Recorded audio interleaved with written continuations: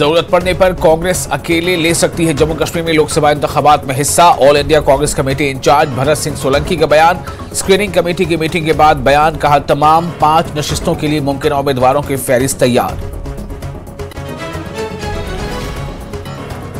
Apex body Leh और Kargil democratic alliance को वजारत दाखिला की तरफ से मुलाकात का दावतनामा मौसूल। दोनों ने रखा है आज के बंद और एहतजाज का प्रोग्राम बरकरार।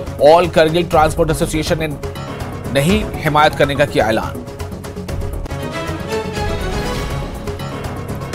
पुंछ के सुरनकोट तहसील में फौज ने किया दहशतगर्दों की कमीनगाह को तबाह। खासी मकदार में हथियार और गोला बारूद बरामद।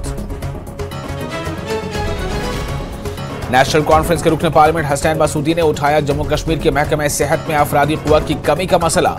लोकसभा में उठाया मसला।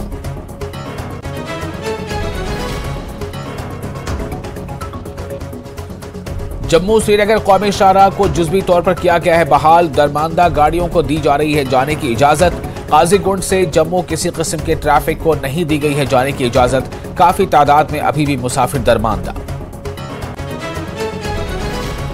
भलीसा में एक हामला खातून को 9 किलोमीटर तक कंधों पर उठाकर ले जाया गया अस्पताल। बर्फबारी के बाद सड़कें बंद। बर्फ जल्द हटाने की मांग। बर वक्त एम्बुलेंस फराहम कराने पर इंतजामिया का शुक्रिया अदा किया गया। सीनियर कैडेट कैप्टन उल्फत खान की कामयाबी की कहानी है गैर मुतजलजल अज़्म और लचक का सबूत। उड़ी के लाइन ऑफ कंट्रोल पर वाक़े गांव से ताल्लुक डीजी कमेंडेशन मेडल सर्टिफिकेट के साथ बेहतरीन कमांडर का एजाज हासिल।